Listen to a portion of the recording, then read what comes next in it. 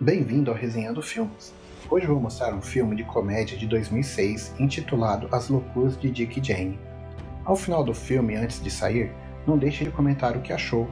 Atenção, spoilers a seguir. O ano é 2000 e o personagem principal, Dick Harper, trabalha na Globodyne, uma grande instituição de mídia. Sua esposa Jane trabalha em uma agência de viagens, mas precisa conciliar trabalho e vida familiar. Assim, para não surtar, a governanta mexicana Blanca cuida do filho deles, Billy. Um dia, Dick é chamado por seu chefe e ele acha que está prestes a receber uma grande promoção. No andar de cima, ele conhece o CEO Frank Bascombe, que revela que Dick foi nomeado novo chefe do departamento de comunicação. Com isso, Frank convida Dick para uma reunião na casa do CEO Jack McAllister. Na TV, vemos que George Bush fala que o país está estável, e então Dick diz à sua esposa para deixar o trabalho, para que ela possa dedicar mais tempo ao filho. No dia seguinte, Dick chega à luxuosa casa de Jack McAllister. O chefe excêntrico conta piadas e diz a Dick que ele exala confiança. Então é confiada a ele a tarefa de aparecer nos noticiários para apresentar a empresa da melhor forma possível. Dick não esperava isso, mas aceitou com confiança. Ele se prepara para aparecer na televisão de todo o país, e o apresentador imediatamente pergunta a ele como os acionistas irão reagir depois que o CEO Jack McAllister vendeu todas as suas ações. Após essa informação, o preço das ações desaba e, diante disso, os bens da Globodyne serão todos apreendidos. Logo após o término da transmissão, Dick descobre que todos os registros da empresa estão sendo destruídos. Depois de salvar sua planta, ele encontra Frank totalmente bêbado, que explica a Dick que eles esconderam dos investidores o fato de que a empresa estava tendo um grande prejuízo. No meio de toda aquela confusão, Dick encontra e persegue McAllister, que lhe diz que nos negócios são como na natureza, o mais forte sobrevive, e então decola em seu helicóptero. De volta para casa, Dick vê que sua feliz esposa estava esperando por ele. Ela chamou alguns trabalhadores para começar a fundação da futura piscina, e depois de preparar um suntuoso jantar para a família, ela anunciou com alegria que deixou o trabalho. Então, era hora de Dick compartilhar suas boas notícias. Ele diz que uma nova perspectiva se abriu, porque todo o escritório desmoronou da noite para o dia. Mas não há necessidade de se preocupar, porque ele vai receber indenizações e a poupança para a aposentadoria. Dick quer passar o primeiro dia de folga com a esposa, mas no primeiro dia ela sai correndo bem cedo dizendo que tem compromisso com a mãe dela. Enquanto isso, os meses estão passando e Dick continua procurando emprego, mas sem sucesso. Após um tempo tentando, ele recebe um convite para uma entrevista de emprego. Chegando ao local, Dick tem que competir com outros candidatos e até mesmo um ex-colega de trabalho. É praticamente uma luta de gladiadores, então ele encontra uma fila enorme bem na frente do escritório, mas não precisa esperar porque o gerente o reconhece e o deixa entrar. Mas acontece que eles só o tiraram da fila para tirar sarro dele por causa do seu desempenho ridículo na televisão. Quando Dick chega em casa, descobre que eles estão praticamente falidos, e suas pensões e poupanças estavam todas investidas em ações da Globodyne. A hipoteca da casa está atrasada e a eletricidade foi cortada. Então, Dick se candidata a um emprego no supermercado. Enquanto isso, Jane procura desesperadamente um emprego e consegue ser contratada como instrutora de Kung Fu. Jane faz tudo menos ensinar Kung Fu e acidentalmente atinge um dos clientes. Então ela é demitida no mesmo dia. O mesmo infortúnio acontece com Dick, que é demitido por ser muito persistente com o cliente.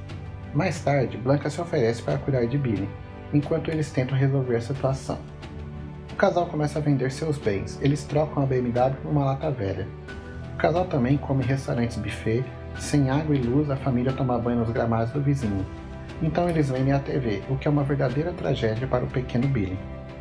Uma noite, Dick e Jane estão dentro do enorme buraco da construção da piscina, tentando descobrir o que fazer porque não tem mais nada para vender.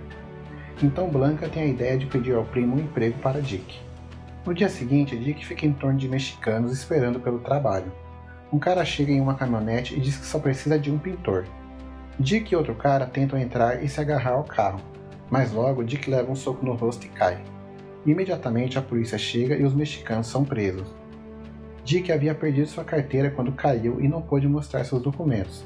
Agora sua mandíbula quebrada está prejudicando sua fala, e a polícia pensa que ele é estrangeiro.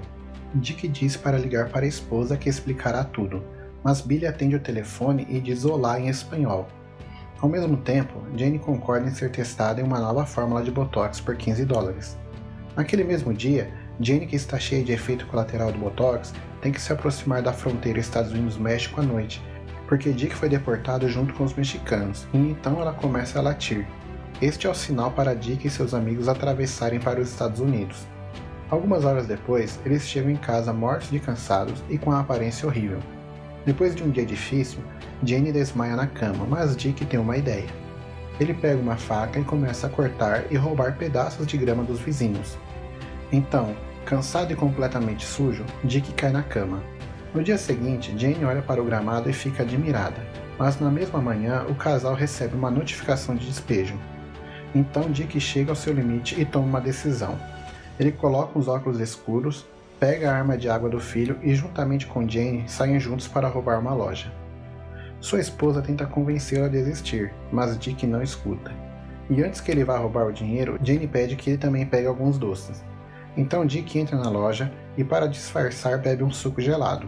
Então, quando ele decide ir para o caixa e apontar a arma, ela enrosca em sua blusa e, sem que ele perceba, um fisiculturista de cabeça raspada troca de lugar com o caixa, fazendo ele desistir do assalto. Então o único crime que ele cometeu foi não pagar pelo suco.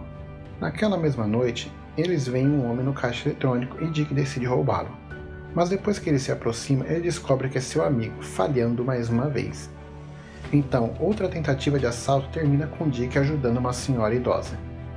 Jane conclui que ele não tem vocação para ser bandido e aconselha o marido a parar, mas ele lembra a ela que estarão na rua amanhã se não pagarem o banco. Neste momento, movida pelo desespero, ela própria o ajuda a cometer o assalto à loja, e é assim que os Harper conseguem seu primeiro assalto. Percebendo que estão pegando o jeito do novo emprego, eles passam por um estabelecimento de aluguel de fantasias e pegam várias para os próximos roubos. Em seguida, vestidos de Bill e Hillary Clinton, roubam um restaurante japonês. Invejosos do carro do vizinho, eles o roubam para roubar uma joalheria. Eles pagam o aluguel e as contas com o dinheiro roubado e até compram de volta uma TV. Uma vez, eles invadiram a casa do gerente que zombou de Dick, mas agora é Dick que está rindo dele. Eles colocam uma coleira de choque em volta do pescoço e o homem, quando tenta gritar por socorro, toma uma descarga elétrica. O casal começa a ganhar um bom dinheiro com os roubos e até faz uma festa de aniversário para o filho. Algum tempo depois, Dick e Jane decidem fazer o último assalto. Eles tentam roubar um banco. Enquanto a esposa, caindo no chão, distrai o segurança, o marido finge ser um inspetor do cofre.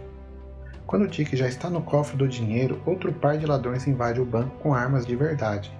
Mal dá tempo de começar o roubo quando a polícia chega. Os criminosos se rendem imediatamente. Eles eram ex-colegas de Dick e sua esposa. Dick, desanimado, volta silenciosamente para o carro. A notícia anuncia que o ex-diretor financeiro da Globodyne, Frank Bascombe, vai para a prisão por 1 ano e meio. Por outro lado, o CEO McAllister está de férias. Logo depois é anunciado que Dick Harper é o próximo a ir para a prisão por causa de suas declarações falsas. Então ele começa a entrar em pânico e foge de casa para um restaurante chique, onde rapidamente fica bêbado. Ele tira sarro dos empresários do restaurante e começa a dançar. Naquele mesmo restaurante, o Frank está curtindo seus últimos dias em liberdade. Depois de ver Dick, Frank tenta escapar correndo, mas Dick começa a persegui-lo e cai em um canteiro de flores quando começa a espancá-lo. Frank revela que McAllister planejava roubar todos os ativos da empresa desde o início.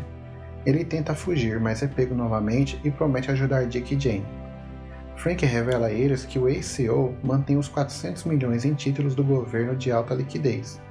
McAllister levará seu dinheiro para uma determinada empresa para evitar o pagamento de impostos.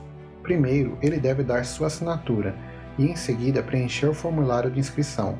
Depois disso, o número da conta na qual o dinheiro será transferido e é enviado ao inspetor, que deve ser carimbado e devolvido o formulário para McAllister fazer a aprovação final da transferência dos fundos. Geralmente tudo é fácil. O casal precisa mudar o formulário, que indicará uma conta diferente, então os 400 milhões aparecerá em uma conta diferente. Mas Frank diz que apenas Jane pode fazer isso, porque McAllister não a conhece. Tudo está pronto. Depois de 2 dias, o plano começa. Mas assim que ele sai do carro, Dick deixa o formulário falso cair de suas mãos, que é despedaçado por um cortador de grama.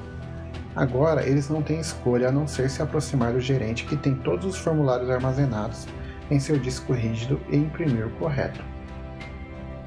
Jane distrai McAllister fingindo conhecê-lo, enquanto Dick liga para o gerente e diz a ela que seu carro foi supostamente roubado, e a mulher imediatamente desce as escadas. Ele então entrou sorrateiramente no escritório para encontrar o formulário e digitar a conta bancária apropriada. Para atrasar a mulher, Frank bate no carro dela, mas todo o trabalho foi inútil porque Jane aponta para o gerente que já havia carimbado o formulário correto. Mas de repente ele se vira para algum outro lugar, dando-lhes uma última chance. Então eles têm que carimbar seu formulário falso. Jane tropeça no gerente de propósito e faz uma cena dramatizando tudo, e Dick consegue obter o carimbo disfarçando ser chefe de alguma empresa. De repente, McAllister se aproxima dele, e Dick e Jane, de costas um para o outro, conseguem fazer a troca de formulários. Tudo parece ter dado certo, mas McAllister descobre o formulário forjado e pede para corrigirem.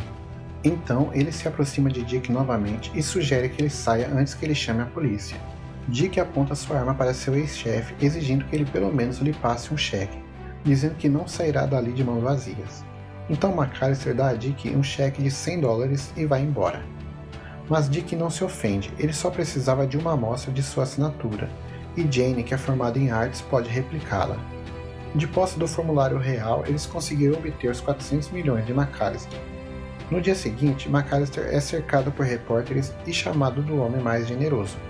A notícia anuncia que o ex-CEO financiou o fundo de pensão da empresa, pagando os 400 milhões para seus ex-funcionários.